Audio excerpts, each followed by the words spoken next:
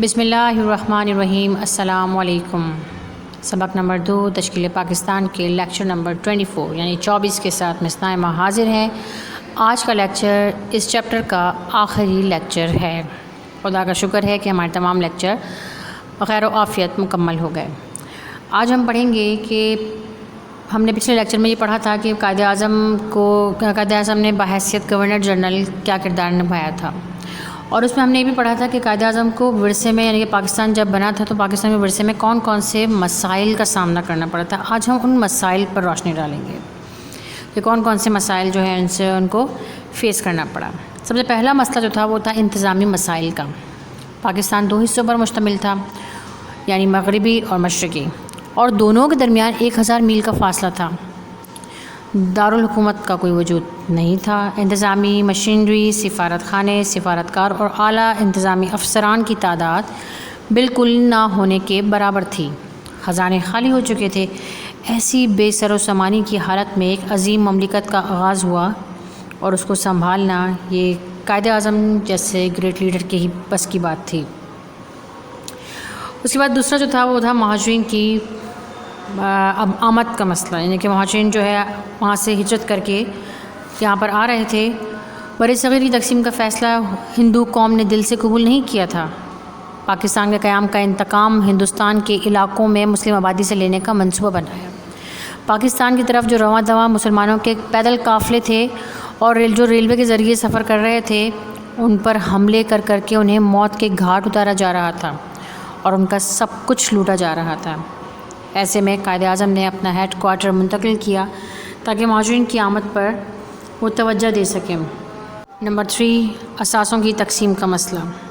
تقسیم ہند کے وقت یہ طے پایا تھا کہ برطانوی ہند کے اثاثوں کی تقسیم بھی پاکستان اور بھارت کے مابین ہوگی، لیکن ہم نے پڑھا تھا پچھلے کہ لیکچر میں کہ کانگریس نے ریڈ کلف کے ساتھ مل کر چالاکیوں کے ساتھ پاکستان کو بہت سارے اثاثوں سے محروم کر دیا تھا، اور بہت ساری ایسی چیزیں جو پاکستان کے پاس آنی تھیں وہ بھارت میں شامل کر دی گئی تھیں۔ اس کے بعد فوجی اثاثوں کا مسئلہ، فوجی اثاثوں کا مسئلہ تھا۔ تقسیم ہند کے بعد اپنے تحفظ اور ملکی دفاع کے لیے پاکستان کو فوجی اور قومی ساز و سامان کی اشد ضرورت تھی، لیکن اسلحہ بنانے کے تمام کارخانے اور فوجی ساز و سامان ہندوستان کے علاقوں میں تھے۔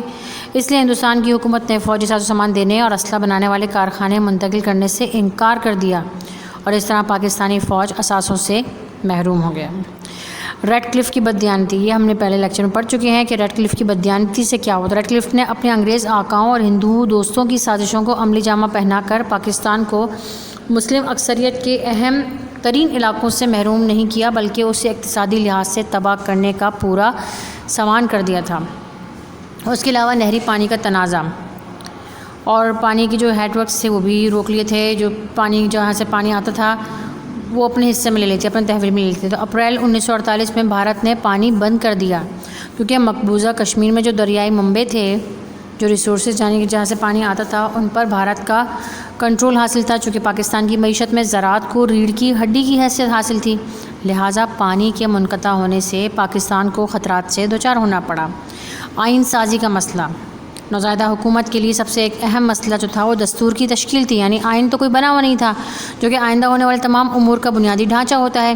چونکہ یہ فیصلہ کیا گیا کہ جب تک نیا آئین اور دستور نہیں بنتا اس وقت تک حکومت ہند قانون جو 1935 تھا اس کو ضروری اصلاحات کے ساتھ عبوری آئین کے طور پر قبول کیا جائے گا۔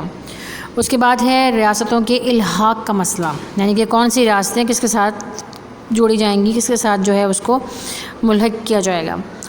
آزادی کے وقت بر صغیر میں تقریباً 450 کے قریب نیم خود مختار ریاستیں تھیں، جن کو یہ کہا گیا کہ وہ چاہیں تو آزاد رہ سکتی ہیں یا چاہیں تو بھارت یا پاکستان میں سے کسی کے ساتھ بھی شامل ہو سکتی ہیں، لیکن کشمیر اور حیدرآباد کی ریاستوں نے آزاد رہنے کا فیصلہ کیا اور کشمیر کو عوام کی مرضی کے خلاف بھارت میں شامل کر لیا گیا، جبکہ جوناگڑھ اور مناودر کی 2 ریاستوں میں اس کے علاوہ حیدرآباد کو بھی طاقت کے بلبوتے پر قبضے میں لے لیا گیا۔